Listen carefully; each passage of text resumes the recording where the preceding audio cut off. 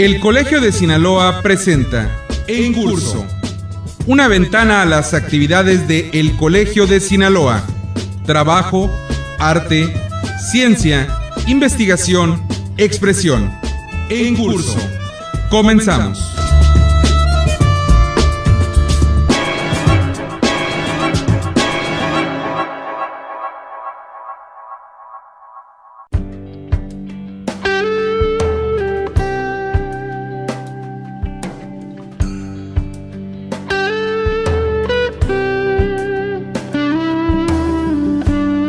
Para contribuir en la difusión del conocimiento, el Colegio de Sinaloa cuenta con una amplia gama de publicaciones que reflejan el carácter multidisciplinario de este organismo público estatal. En esta colección sobresalen los libros y discos compactos, producto de sus proyectos de investigación de la serie Atlas, serie Catálogos, así como obras de los miembros colegiados y autores destacados de Sinaloa.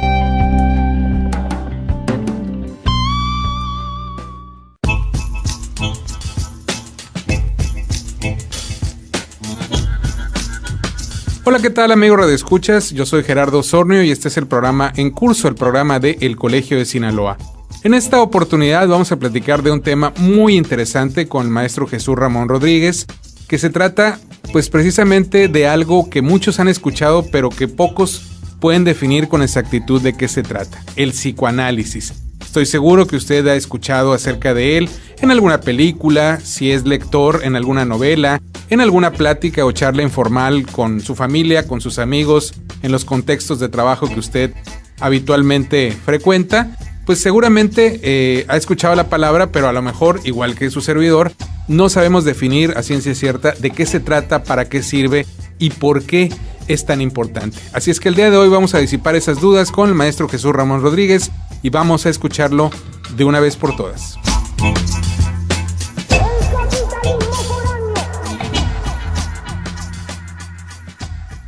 ¿Qué es el psicoanálisis? Porque yo he escuchado cualquier cantidad de definiciones, muchas de ellas desafortunadas, creo, en las redes sociales, que van desde el estudio profundo de la psiquis humana, sin definir precisamente qué es eso. De manera ambigua. De manera muy ambigua, exacto, hasta cosas como te hipnotizan para saber cómo piensas. Sí. Que a mí en lo particular, pues, me dejan perplejo por la valentía con la que a veces la gente las expresa.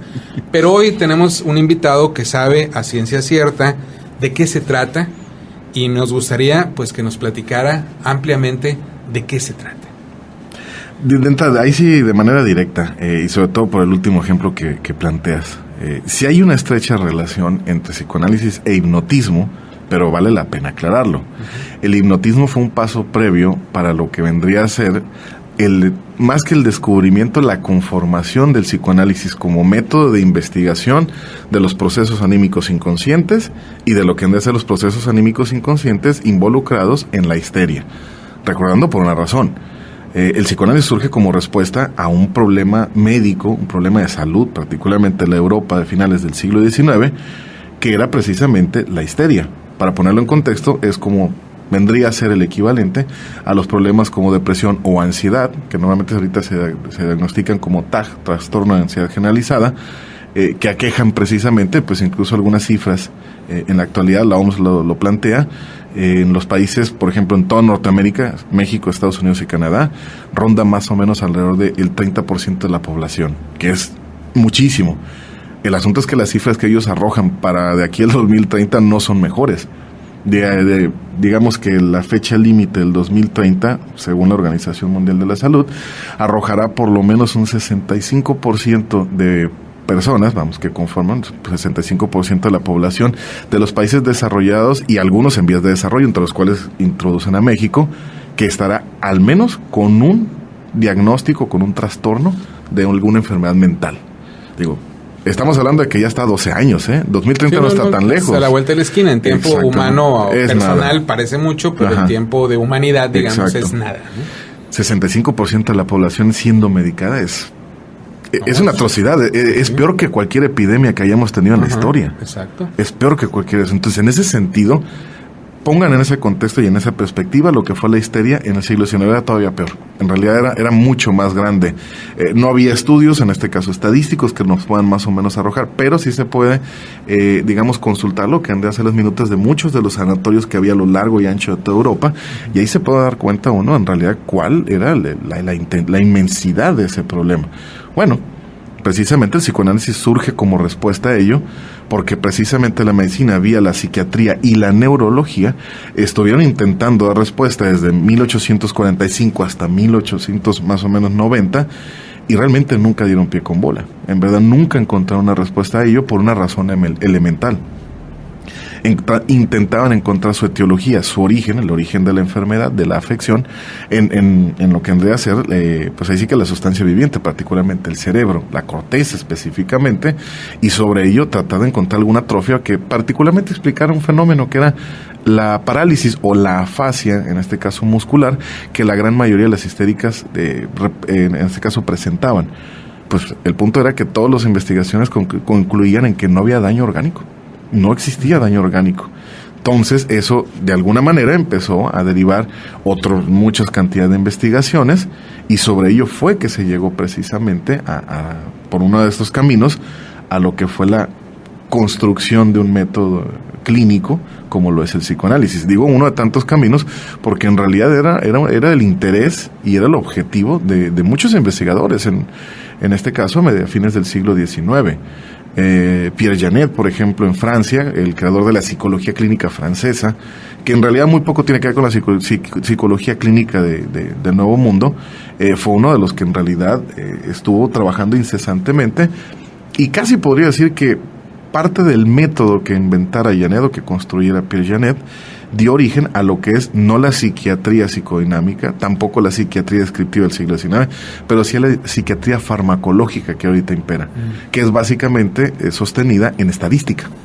Entonces, vamos, muchos fueron los caminos, pero en realidad el psicoanálisis, digamos, es el resultado de uno que durante mucho tiempo fue, digamos, el camino vigente a la par de la psicología y de lo más aún de la psiquiatría. En la psicología, básicamente, incluso hay todavía una expresión muy rimbombante que creo que no atiende el presente, que es, se le define el psicoanálisis como la primera fuerza de la psicología. En realidad fue el primer movimiento, o más bien la primer teoría que se construyera como tal. Las primeras teorías psicológicas en verdad fueron para explicar fenómenos sociales. Puntualmente la psicología se funda como ciencia en 1876 con la creación del laboratorio de investigaciones de Wilhelm Wundt en Alemania, en Leipzig, y en realidad la magna obra de Wundt era la Völker Psychology, la psicología de los pueblos. En realidad era un estudio en cierto sentido incipientemente sociológico, incipientemente antropológico, mayoritariamente estadístico, que intentaba arrojar, digamos, una realidad de qué era lo que se manifestaba como problemáticas específicas de cada uno de los pueblos, habría que entenderlo, eminentemente europeos. La psicología social de Wundt no abarcaba o no intentaba explicar lo que eran los contextos ajenos a la Europa decimonónica.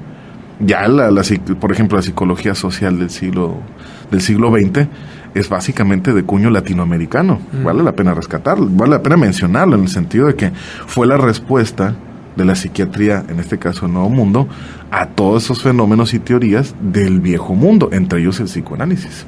Abrevaba de todos ellos, pero en realidad, digamos, fue una respuesta muy sui generis, porque también aquí surge lo que se denomina la psicología comunitaria. Ya no solo es puramente investigación, ya también es la intención de intervenir en los contextos, particularmente zonas indígenas, zonas marginales en las periferias de las ciudades, las zonas rurales o en su defecto las zonas serranas, como en nuestro estado. Muchos se han beneficiado de la intervención de psicólogos sociales que tienen como propósito final lo que vendría a ser, pues ahí sí que la mejora de las condiciones de vida de esos contextos, gracias a lo que la psicología puede ofrecer como interpretación de esa realidad. Sobre ello, en todo caso, insisto, la psicología ha abrevado mucho del psicoanálisis, conceptualmente hablando, y de alguna manera en lo que vendría a ser la intervención o los métodos de intervención. En Sudamérica, ahí sí que la psicología como tal, a secas, sin adjetivos, empezó a intervenir, pero en modalidades de grupos focales, tomando incipientemente lo que era la técnica de intervención psicoanalítica, que es con un sujeto en lo individual, Y sobre ello, digamos que aplicándolo más o menos a lo que han de ser técnicas de grupo. Mucho de lo que se conoce como psicoanálisis de grupo en la actualidad se desarrolló con migrados, eran migrantes europeos de la Segunda Guerra Mundial, que llegaron, digamos, a residir en el Cono Sur, particularmente Argentina y Buenos Aires, Argentina y Uruguay. Eventualmente Chile recibió muchos migrantes que eran practicantes del psicoanálisis, y ahí fue donde se gestó todo este movimiento muy novedoso para mediados del siglo XX. Pero inicialmente el psicoanálisis es un método de investigación de los procesos anímicos inconscientes, que por cierto, se pone el acento, están presentes en todos. Vamos, en aquellos que tienen una derivación patológica y hasta en los que no también. Es lo mismo. Y por lo mismo, incluso lo que Freud, digamos, tomó como manifestación de la psique, en sentido universal, pues era el sueño. Enfermos o no, todos soñamos. Claro. Todos absolutamente soñamos. Y digo, fue la vía de entrada, ¿no? Eventualmente ya se empezó a abrir más, había otras formas de poder interpretarlo, otras manifestaciones de la psique humana, y en ese sentido, de alguna manera, digamos que se amplió o se diversificó la forma de intervención. Pero incluso al inicio señalabas algo muy importante, cualquier cosa que sea eso de la psique. Nos guste o no, en realidad la psique la psique como concepto incluso propio de la psicología, del psicoanálisis, particularmente la psiquiatría se cuece aparte, tiene una relación estrecha particularmente con lo que era el alma en el sentido escolástico. Esta sustancia que si bien, digamos, reside forzosamente en el cuerpo, pero que excede el cuerpo, que de alguna u otra manera no se sujeta a lo que vendría a ser la materia viviente, a la carne, a las células, sino que en realidad va más allá, y que es lo que en cierto sentido podríamos entender como el pensamiento, particularmente en la modernidad, pensamiento que se materializa o que se concreta en lo que es particularmente la escritura. Entonces por ahí es por donde se puede entender. Ahora bien, Freud lo que hizo fue tomar eso como propio de una herencia, en este caso romántica alemana. Finalmente el alma como tal funcionaba ahí, y había veces que los románticos alemanes empleaban los términos de manera indiferenciada, ya fuera psique o fuera alma, para ellos representaba lo mismo. El esfuerzo freudiano es más bien, retomando las premisas de los románticos, es un esfuerzo de formalización de todo lo que vendría a ser esto que estaba muy en la especulación, que no se sabía bien a bien. Por ello, Freud, tomando los elementos conceptuales de su época, lo que hace es imprimir, digamos, un sello de las ciencias ya constituidas, la física, la química, para construir conceptos con ello. Y ahí donde surge un concepto propio de la física clásica, la física del siglo XIX, que es el de aparato. Freud, en vez de llamarle psique o llamarle alma, le denominó aparato psíquico. Es decir, para explicar su funcionamiento, su composición y su alcance. Un aparato tiene esas cualidades. Para empezar, tiene una condición física, si se le quiere, aunque en este caso no es tal, pero sí tiene una construcción topológica, como lo define Freud. Está compuesto por distintos elementos, funciona de una determinada manera y tiene un efecto específico, es decir, una producción como tal. Y, como todo aparato, funciona con una energía. La energía libidinal, en el caso que plantea Freud, y la energía, digamos, partiendo de las premisas del siglo XIX.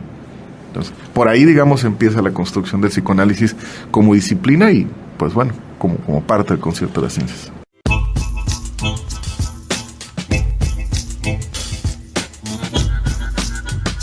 Le recordamos a quienes nos sintonizan que este es el programa en curso, el programa de El Colegio de Sinaloa, una emisión semanal a nivel estado que llega a usted a través de diversas radiodifusoras culturales del estado de Sinaloa. En esta oportunidad estamos platicando con el maestro Jesús Ramón Rodríguez sobre el psicoanálisis, un tema verdaderamente interesante. En esta primera parte del programa nos ha platicado acerca de lo que es precisamente el psicoanálisis para disiparnos dudas y mitos que muchas veces nos llevan por otro camino a malentender o a desviar la verdadera intención del término, el verdadero significado del término, más allá de su etimología. Y en esta primera parte creo que eso ha quedado bien claro. Ha hablado de cosas muy importantes, va a seguir ampliando el tema en los próximos minutos, así es que no se desconecte, sigamos aquí en curso el programa del Colegio de Sinaloa con el maestro Jesús Ramón Rodríguez.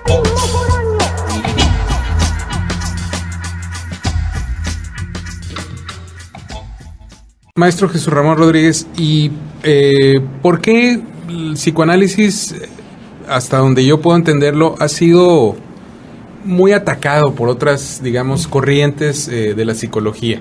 Yo veo en ocasiones, sin entender mucho quizá, o muy limitadamente, desde mi propia perspectiva, pues que hay otras corrientes que cuestionan mucho el psicoanálisis, e incluso algunas lo descalifican por completo. ¿Por qué se da esta situación? De entrada, hay una cuestión que en psicología se tiene que entender al principio. Es un poco complicado tal vez para los muchachos que van ingresando, pero que forzosamente se tiene que ir dando sobre la marcha. Toda teoría psicológica, tendenciosamente, ¿no? Es una teoría ideológica. Es una forma de ver el mundo específicamente, y sobre ello también se puede entender el origen propio de lo que vendría a ser dicha teoría. Por ejemplo, el conductismo y con sus derivados más contemporáneos como el cognitivo-conductual, de ahí de donde abrevan muchísimo otros planteamientos o sistemas como se autodenominan, digamos que son el resultado princeps, el resultado más nítido de un esfuerzo capitalista, por ejemplo. ¿Por qué? Porque lo que se privilegia es el rendimiento, la producción o la productividad. ¿A qué me refiero con esto? De entrada, eso ha servido mucho para lo que vendría a ser la estandarización de los manuales de diagnóstico y estadística que se publican por la Asociación Psiquiátrica Americana. Si bien es cierto, ellos parten elementalmente de una concepción orgánica, biológica, química incluso diría, básicamente, vamos, por ello la intervención a través de medicamento, no dejan de lado lo que es la posibilidad de la intervención terapéutica. Y la intervención terapéutica está basada en función de metas, logros, éxitos, si se puede decir de esta manera, y todo eso se tiene que materializar en una forma específica que se le pide al paciente. Es decir, el paciente tiene que aspirar a hacer de una forma en particular. ¿Quién determina la fórmula? Claro. ¿A qué se aspira con ello? ¿Importa si en realidad le interesa al paciente advenir como es? No, eso no. Porque al fin y al cabo, el devenir del paciente está determinado por un contexto, por una sociedad. Y así muchos otros planteamientos, la teoría, particularmente la psicología gestal, porque hay una diferencia ahí que no se ha alcanzado a establecer de manera puntual. La teoría gestal es una cosa y la psicología gestal son dos cosas, es otra. La teoría gestal es una teoría experimental psicológica de principios del siglo XX y que surgió en Alemania. Era una teoría neurológica. Básicamente era una teoría neurológica que iba encaminada a explicar ciertos fenómenos psicológicos, insisto, la histeria elementalmente, pero que en realidad lo hacía o lo intentaba a partir de lo que vendría a ser la primicia de lo visual, o más bien de la imagen, para la construcción del pensamiento humano. Realmente se abandonó muy rápido esa serie de investigaciones, quedaron guardadas ahí básicamente como una psicología académica, pero para mediados más o menos del siglo XX, ya más adentrado en los 60s, curiosamente, del otro lado del charco, del otro lado del Atlántico, en Estados Unidos y en la costa oeste, surgieron algunos intentos por querer rescatar eso como respuesta al psicoanálisis, porque habría que decirlo, en Estados Unidos realmente mucho de lo que se conoce en la actualidad, o la imagen, la efigie que se tiene del psicoanálisis y del psicoanalista, bueno, en primer lugar está dado por el cine. Hay grandes directores que en realidad han hecho del psicoanalista un personaje, ahí sí que insustituible de su filmografía. Woody Allen es uno de ellos. Claro. El mismo Ingmar Bergman también es uno de ellos que abreva mucho esa figura. Hitchcock, de alguna manera, también siempre tenía presente la figura del psicoanalista, y mucho de ello precisamente se debe a la forma en la que se introdujo, se filtró hasta lo más profundo en las raíces de la sociedad estadounidense. Ahora bien, eso también derivó en un comportamiento, particularmente las sociedades psicoanalíticas. El mismo Harold Bloom tiene en uno de sus libros en el que habla de la religión americana, no tienen bajes en meter al psicoanálisis como una religión más, pero es muy cuidadoso. Uno, lo aclara en el contexto estadounidense. Es decir, ahí es donde él puede hablar. Sí, claro. Pero dos, en función de algo, del funcionamiento de sus sociedades. Y a veces llega a señalar a lo que han de hacer los psicoanalistas como los oficiantes de esa extraña grey que es el psicoanálisis, pero siempre aclarando que ese es un fenómeno estrictamente estadounidense. Es decir, el devenir del psicoanálisis en otras latitudes fue otro, porque en realidad la forma en la que se le recibió en la sociedad fue otra, porque la sociedad está constituida de otra manera. Él adjudica eso al psicoanálisis en Estados Unidos por una razón, porque adjudica a la sociedad estadounidense esa proclividad a la creación de iglesias, a la creación de dioses. Entonces no es casual que algo como esto, como la ciencia en general, tenga ese carácter o esa connotación en una sociedad como la estadounidense. Sí, muy progresistas, económicamente hablando, pero en el resto de lo que son las esferas que componen una sociedad, en realidad no son nada progresistas, son realmente reaccionarios. Y ahí lo que señala Bloom, todo lo que se pueda entender fuera del ámbito económico en relación a Estados Unidos es reaccionario, incluyendo el psicoanálisis. Y esa es la razón, digamos, en cierto sentido, por lo cual tantas teorías surgieron de alguna otra manera en respuesta al psicoanálisis. Ese comentario que hacía al principio de esta forma de denominar el psicoanálisis como primera fuerza en la psicología, es un comentario que circula todavía hasta la fecha en las universidades estadounidenses. Es decir, la primera fuerza, en realidad, como si se estuviese hablando en términos ideológicos, en términos económicos, o en términos incluso de políticas públicas. Bueno, de igual manera, así fue como fueron surgiendo muchas otras teorías, que es en todo caso lo que cuestiona no el psicoanálisis, cuestiona la psicología misma. Es decir, cuestiona lo que vendría a ser precisamente una disciplina, una ciencia que no tiene una uniformidad, o más bien que no tiene un acuerdo común general. Más bien son momentos que van dando, ahí sí, digamos, mayor importancia a una teoría o a otra. El psicoanálisis, siendo la teoría, si se puede decir así, más añeja dentro del campo de la psicología, pues es la que en cierto sentido, de la cual emanan muchas otras teorías, tal cual como vertientes que se separan en algún momento, o en su defecto, ante la cual surgen como respuestas muchas teorías. De alguna u otra manera, y es una afirmación que yo he escuchado en varios profesores universitarios, muy pedante, pero creo que de alguna otra manera se remite a algo, es el gigante dentro de la disciplina que de alguna u otra manera siempre será la sombra del resto. De ahí, digamos, esa necesidad de querer siempre estar de alguna otra manera señalando los puntos flacos del psicoanálisis. Vale la pena señalar algo. Si ha estado más cuestionado en lo reciente es por una razón, porque la psicología, en su afán de cientificidad, ha derivado a planteamientos más cercanos, particularmente el uso de las matemáticas en la estadística, cosa que el psicoanálisis nunca ha retomado. Desde ahí es que se señala su falta de carácter científico, y es cuando en verdad epistemológicamente no hay otro planteamiento dentro de la psicología más sólido que el psicoanálisis, epistemológicamente hablando. El método es algo que incluso ha quedado fuera de discusión precisamente por su solidez epistemológica, que también es otra cuestión. No hay disciplina científica sin epistemología. No, claro, no se puede. Sería una contradicción. Pero esa es la razón, básicamente.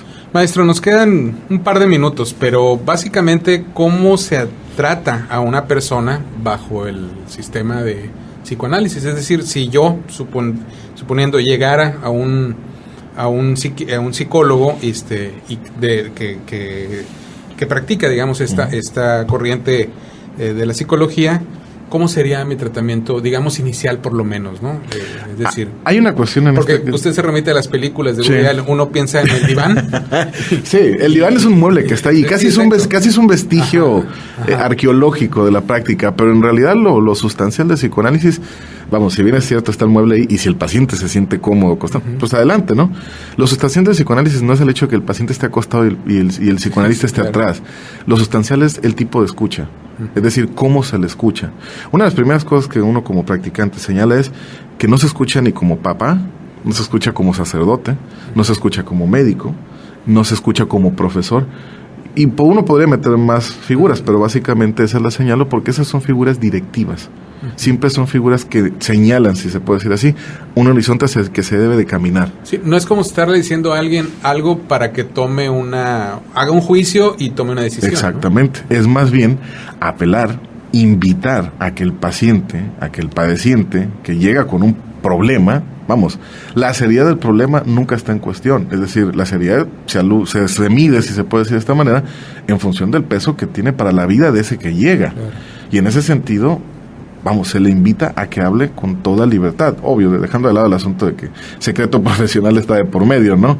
El hecho de que hable, digamos, con toda sinceridad, qué es lo que él considera, cuál es su teoría, podríamos decirlo así, en relación a lo que le afecta.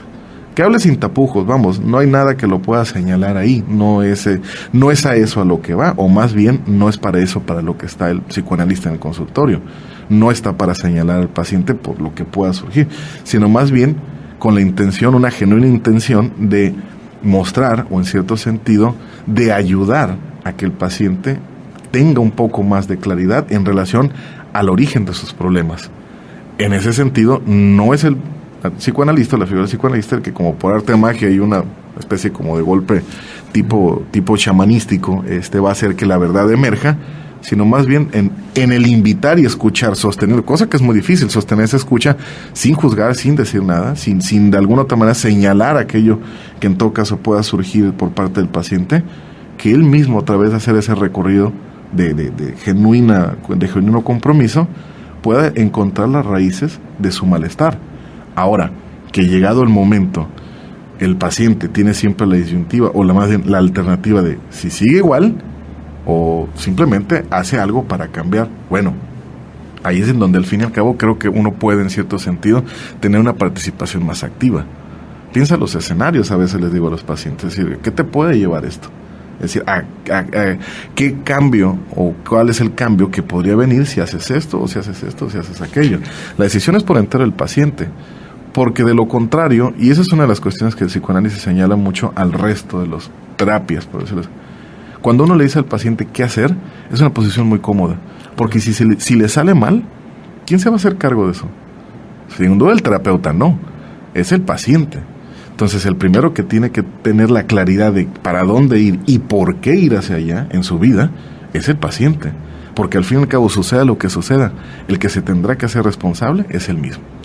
Maestro, pues el tiempo se nos ha terminado desafortunadamente, porque es un tema, creo y estoy seguro que la gente que nos escucha comparte el mismo sentimiento, da para muchos programas, muchas horas de plática, pero le agradezco mucho su presencia. Nos ha quedado a muchos afortunadamente un poco más claro, o bastante más claro, lo que es el psicoanálisis como corriente de la psicología, cómo es vista por la psicología en general e incluso otras corrientes dentro de el mismo campo de actividad y de estudio, y bueno, también un poco lo que sería los tratamientos o el tratamiento inicial. Le agradezco mucho su presencia, dejamos la puerta abierta para una próxima ocasión seguir platicando el tema que da para mucho más. Muchas gracias. No, muchísimas gracias a ustedes, con mucho gusto.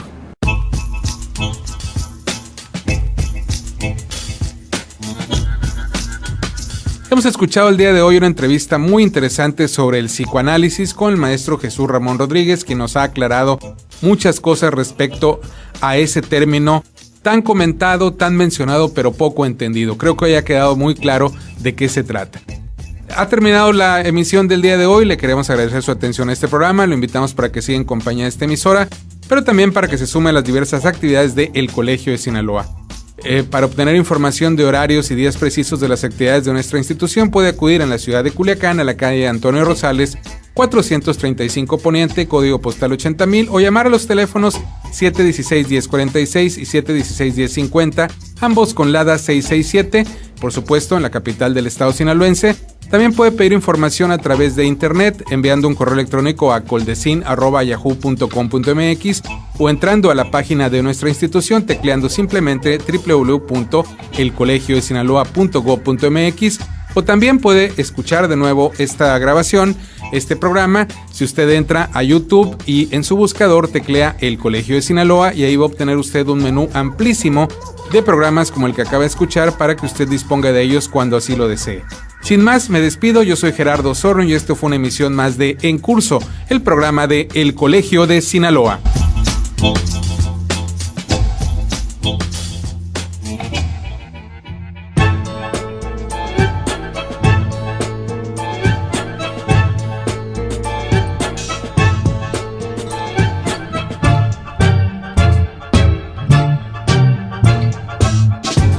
Este fue En Curso, una ventana a las actividades de El Colegio de Sinaloa.